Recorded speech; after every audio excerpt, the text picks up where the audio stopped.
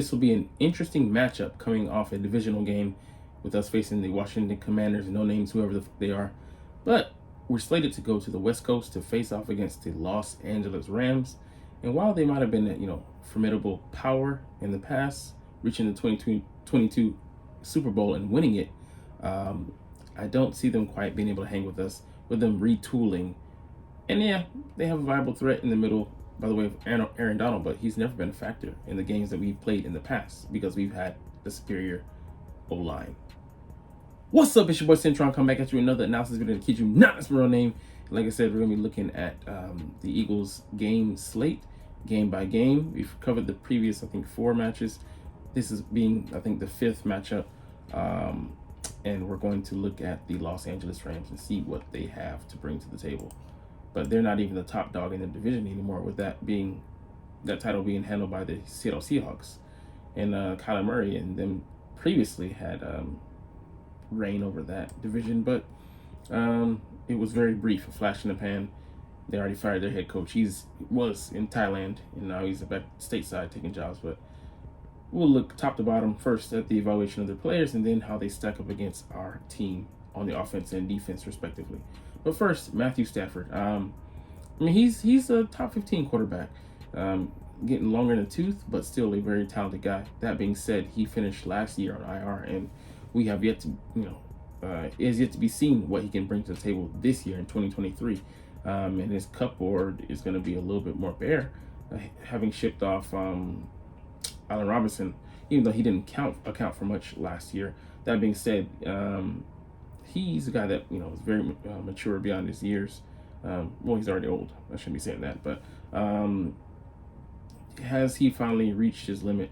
And what will this O-line be doing in front of him? Because I think they're not. They retooled, so they've lost some pieces, and they're gonna be counting on some guys who haven't quite made a name for themselves. So could go either way, but I have it trending towards the lower end of the league as far as standings go. But he's a guy that can buy you some time, but he is closer to the back 9 of his career than he is in the middle or the front part of it. So Cam Akers, he's a talented back when he's healthy, but they cut him.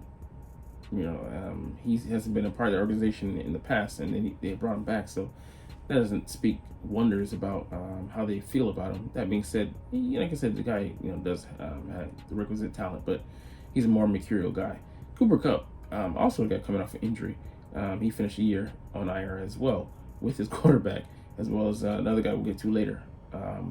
But he'll look to regain form, but most likely he'll be a 1,000-yard receiver again. But without weapons surrounding him, like the guy below him, Van Jefferson, we have yet to see him really rise to his draft status. But could this be the year that he pops off? Maybe.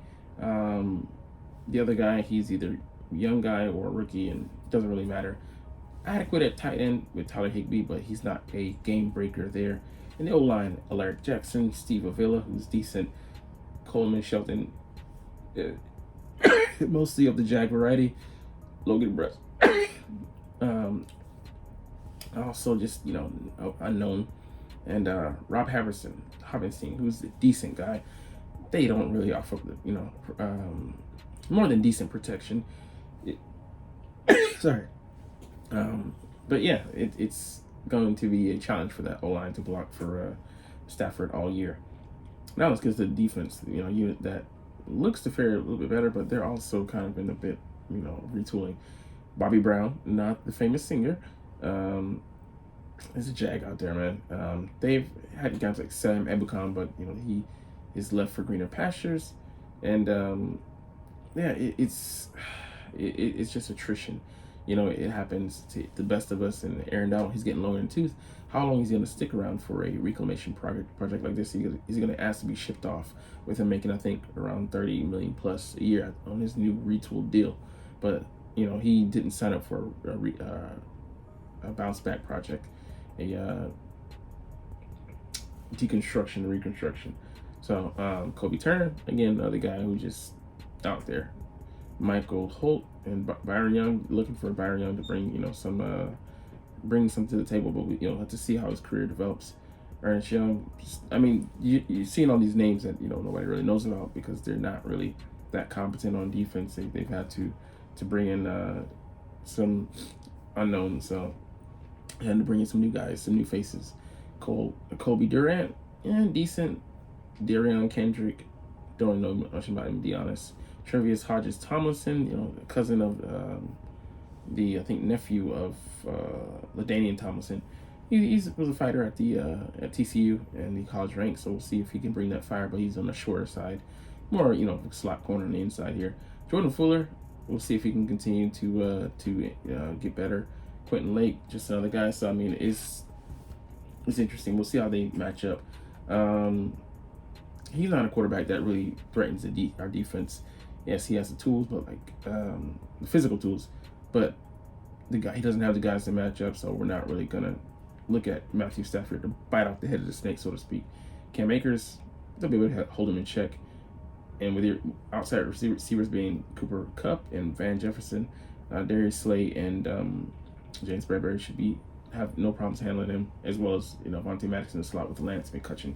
Tucker Higbee, it's not gonna. I mean, he could maybe work out linebackers a little bit, but they've seen the best they're gonna see in camp by way of Dallas Goedert, and he's offered everything they needed to see to know what it feels like to play against a competent, superior talent at tight end, a top 3 guy at the very least.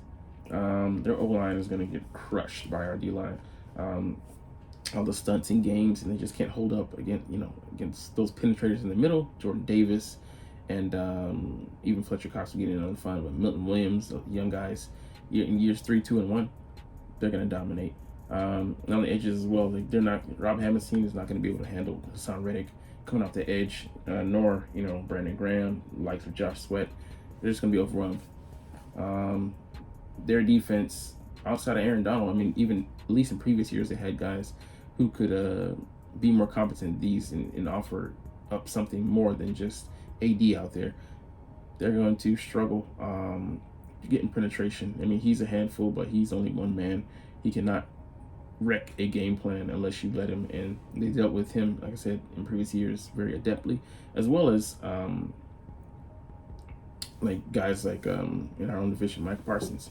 And he has more help than this guy. So it's going to be a rough day. They're going to struggle to get pressure, and it's going to give Jalen Hurts time. You have to watch for the scrambling because, like I said, Aaron Donald, he is there. He's still a fighter. But they should be able to handle these guys easily. And then the run game, the pass game as well, they don't have the personnel to keep up with our guys. Like, it's just going to be tough for them. DeAndre Swift and Kenneth Gainwell are going to give them all they can handle on those wheel routes and slot plays and things of that nature. So it's going to be tough, man. It's going to be tough. But yeah, we also have Dallas Goedert for them to account for. They just don't have the personnel, to be honest. And let's just say they sent a slot corner or one of the safeties. These guys are not up to the task of keeping up with Dallas Goedert nor the running back. So it could be a very long day out there. And don't even mention the receivers we have with Devontae Smith and A.J. Brown. None of these guys can match up with them. Not even Quez Watkins. You should be able to go off, especially on the rookie. So we are slated to have a big day on offense against these guys. And then, yeah, it could be a shootout, a one-sided affair, on our side, though. So let's get into some more of the details. Yeah, they don't offer much, man. Yeah, it just looks like they're gonna be average. I would say they'd be average on defense. And Raheem Morris just doesn't have a lot of talent to work with. Well, yeah, staying around 500 should be a major victory, and that tells you all you need to know about this matchup.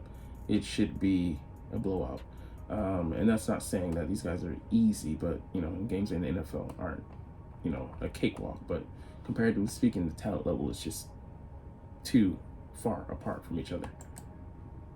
All right, the depth chart finally revealed. Let's get into it, man. It's gonna be interesting. We have on this side 90 guys, so we can look at the names. All these guys that we need to cut. It's gonna be hard, man, to figure out who stays and who goes, and It's going to be dependent, but this is an early look. This is the first look, the first unofficial, official look, just of the guys that we have. And there's already been a couple cuts made. You know, Davion Taylor's no longer here. So I think some old linemen that we let go. Oh yeah, there was some undrafted guys, Trevor Reed, and guys that surprised that, you know, maybe if he's still around, might want to put him on the statue on the practice squad and develop him. But this is my offense and defense that I have.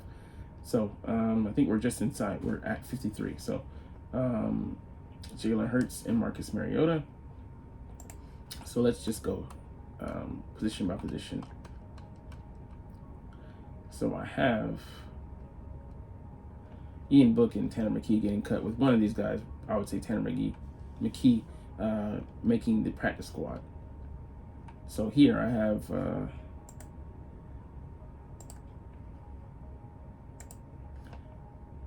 Kennedy Brooks and Trey Sermon getting the axe, and just it'd be tough to keep 5. If we could, yeah, Trey would fit in right along, but he's the odd man out because I think Boston Scott, he's been with us a couple of years, and just the consistency. Here I'm giving the axe to Greg Ward, practice squad. Deon Cain just didn't practice enough. Tyree Cleveland hasn't shown enough, and Devin Allen wasn't healthy enough. Johnny Keaton was a late addition. He fits a lot of measurables. We might put him on the practice squad, to be honest. Jaden Hasselwood just doesn't have the requisite talent. And Dan Arnold, Tyree Jackson, Brady Russell cut. Interesting guy, but doesn't have the tools to unseat one of these guys. And Dan Arnold's like more of a pure receiver. Tyree Jackson has some interesting tools, but we don't have time for him to get up to the level of one of these guys. Roger Johnson, Julian Good-Jones, just, you know, not enough space on there to keep, you know, these guys around. So Dennis Kelly plays a pivotal role. He can play guard, center, or tackle. Center in a pinch. So Opeta just didn't have a good camp, and Josh Sills, I think he just projects better. That's why I'm keeping him. Josh Andrews has been a revelation as a second string center. Brett Thompson struggled in that role, so we just don't have the space to keep him around with better guys that have same versatility. Cameron Tom, same deal. He's getting walked back too often. Tyler Steen, he's actually been playing more at tackle than guard, but yeah, I think in a pinch he could play guard as well, but we're going to look at him as the backup tackle, swing tackle. Jack Driscoll just barely makes it, but man, it'd be tough to cut him. He's such a good, versatile guy. And Fred Johnson and Tyree Robinson out of there. I have Teron Jackson and Janarius Robinson not making it. Janarius will be close. He's a level below. He's very close with Kyron and Patrick. I have Kyron also being cut. And Patrick, you know, being the best out of these 3 guys, which, you know, they've always been fighting for kind of one roster spot. Noah Ellis has a great size, but he just hasn't shown much. And I'd have to go and see who I have for this. I have Moro Jumbo, so hopefully we can get him to the practice squad. But Kentavious Street just haven't heard his name, and Marlon has been turning up, getting better and better each and every year. Heard a lot about him in his training camp. So 1, 2, 3, 4, 5. These guys make the roster. Let's see the linebackers. It was tough. Sean Bradley, he's out of there, as well as Nicholas Morrow. It's been, you know, rough camp for him. He's been overwhelmed ever since Christian Ellis came in and shone brightly since OTAs. And Nicholas Morrow wasn't there. That was a red flag for me. I'm like, okay, bro, you're not fighting for your spot. You're not guaranteed a spot. So it's not even like he didn't want to put in the work, but just don't think he's good enough as a linebacker for this unit. And Zach Cunningham has experience, even though Morrow maybe, he has his things that, you know, accentuate his talent, but just not good enough. So I was keeping N'Kobe, Miles, Zach, and Christian as our 4 linebackers. Here, Greedy Williams just had a bad camp. It happens. Makai and Eli, just 2, you know, greenhorn, wet behind the ears. Mario Goodrich, talented as a borderline number 2, second stringer, but just not good enough. And he was a draft pick, so we're not going to cut him, obviously. So I'm just keeping it 1, 2, 3, 4. And Avonte being the top slot corner, and his backup, Zach McPherson, makes him invaluable. And Josiah just not good enough as is. This is tough. Even he well, practice squad level guys, so not good enough. But Justin Evans would be a tough cut here. But I do have us keeping Kayvon over Justin just because the familiarity, and he's not god awful, and we just don't know what we have in Evans.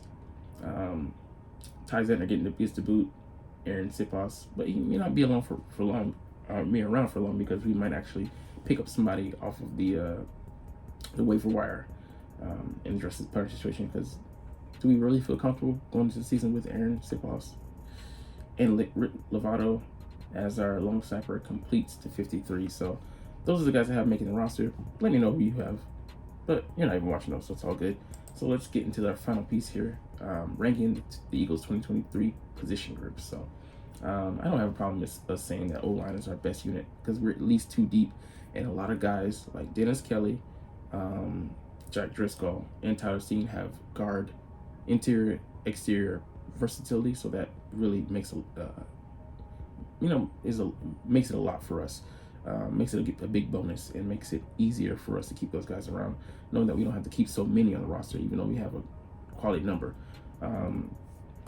Makes you feel good about having not just a swing 1, a swing 2, but at least 3 swing guys, not just for exterior only, but interior as well. Great value, no Walmart. D-line is right behind them, because when you mix in the edge and the interior, we just come in waves. Jalen Carter, Milton Williams, Fletcher Cox, Jordan Davis, like any 4 of those guys could start on the team, but some of them aren't even starter level. I mean, on the starting squad.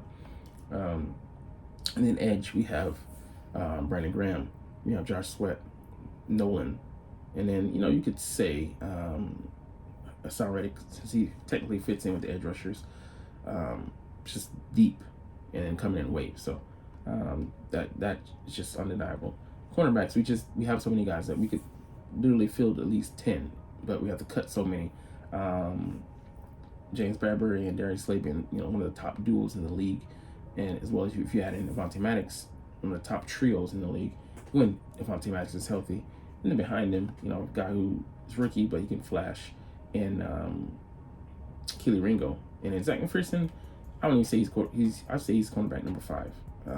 Josh Jobe, who they don't include here, has drawn the assignment of AJ Brown, and has put up a good fight for a good part of this offseason. So I like the depth that he gives us as a guy coming off the bench to replace one of the boundary corners.